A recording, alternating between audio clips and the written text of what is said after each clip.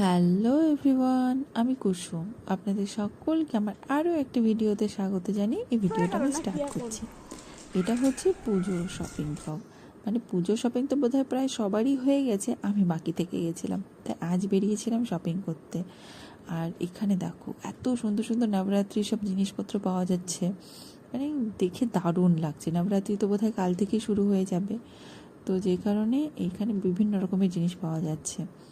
আর আমরা আজ গেছিলাম মহাবিস্থান। মহাবিস্থানটা না পুজোর সময় প্রচণ্ড ভিড় হয়, আমি ওই জন্য পুজোর সময় কোনোবারই যাই না এখানে। আর এই যে মহাবিস্থানের যাই জন্য মহাবিস্থান, এই যে মহাবীর মন্দিরটার জন্যে এই জায়গাটাকে মহাবিস্থান বলা হয়।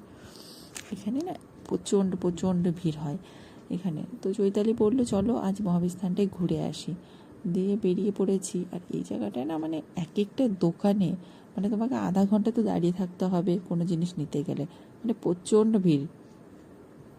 দেখেই বুঝতে পারছো, আমরা তো তাও গিয়েছিলাম দুপুরবেলা 2টোর দিকে, তাও এমনটা ভিড়। যদি বিকেলবেলা যাওয়া হয় তো পা দেওয়া জায়গা হবে না।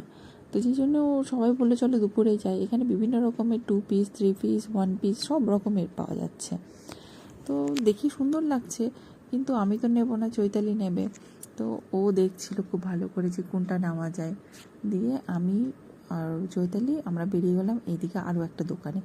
এখানে না খুব সুন্দর সুন্দর 1 পিসগুলো আছে, এখান থেকে চৈতালি একটা নিয়ে নিয়েছিল। হ্যাঁ, এখানে না বার্গেনিং জানতে হবে।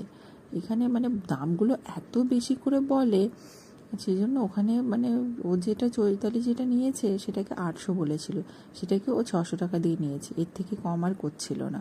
আর আমি যে গিয়েছি এই গলিটার জন্য, এই গলিতে না মানে দুপাশটায় শুধু জুয়েলারি, মানে কি বলবো এত সুন্দর সুন্দর কানের মালা, মানে দেখতেই পাচ্ছ মেয়েদেরই ভিড় এখানে। এখানে না মানে দেখো এত সুন্দর সুন্দর ঝুমকোগুলো কানেরগুলো, মানে কোনটা ছেড়ে কোনটা নেব না ভেবে উঠতে পারছি না। মানে এখানে গেলে না তুমি গুলিয়ে যাবে যে কী নেবে কী নেবে না, কোনটা ছেড়ে কোনটা নেবে, এমনটা অবস্থা হয়ে গেছে। দামগুলো সব রিজনেবল ছিল। তারপর আমরা বেরিয়ে পড়লাম এখান থেকে বিধান মার্কেট, মানে হংকং মার্কেটের উদ্দেশ্যে। ওখানে গিয়ে আমি একদম ভিডিও বানাতে পারিনি, মানে ওখানে না এতটা ভিড় ছিল, ফোন বের করতে ভীষণ ভয় করছিল, যে জন্য আর ভিডিও করিনি। তারপরে যে ফিরছি তখন 7টা বাজে। এই সময় আমরা পুরো শপিং টপিং করে মানে শাড়ির দোকানে গেছিলাম, কিছু শাড়ি নিয়েছিলাম, নিয়ে যে একটা যে ভিডিও করব সেটা পর্যন্ত করতে পারিনি। নিয়ে যে চলে এসেছি বাড়ি, তখন বাজে প্রায় 7:30। এসে নিয়ে ঢুকছি, আর এই যে এই শাড়িগুলো নিয়েছি, বেশিরভাগগুলো সব গিফটের জন্য, মানে একে ওকে দেবো বলেই নিয়েছি। নিয়ে আর কানেরটা নিয়েছি। এত কানের মধ্যে বেছে বেছে যে নেওয়া এতটা মুশকিল হয়ে ওঠে না, এই কটা নিয়েছি। আর চুড়িগুলো নিয়েছি, এগুলো গিফটের জন্য দেবো বলে এইসব নিলাম। তাতেই আমাদের মানে এতটা সময় লেগে গেল। আর ফিরতে ফিরতে বোনেরও খিদে পেয়ে গেছিলো, ও বলেছিল কিছু এনে দিতে, তাই ওকে জায়গা থেকে বিরিয়ানি এনে দিয়েছিলাম। ও জায়গার বিরিয়ানি ভীষণ পছন্দ করে। জায়গার বিরিয়ানিটা যেমনটা হয়, রোলটা তো খুবই ভালো হয়, চিকেন রোলটা। তো এই বিরিয়ানি চিকেন চাপ নিয়ে এসেছিলাম, কারণ আজকাল দেখছি বুবন বিরিয়ানি আর চিকেন চাপ খুব ভালো খাচ্ছে, ওই জন্য ওর জন্য বিরিয়ানি চিকেন চাপ নিয়ে এসেছিলাম, আর আমার জন্য একটা রোল নিয়ে এসেছিলাম। ব্যাস এই সব করেই আজকে পুরো আমাদের সারা দিনটা কেটে গেল।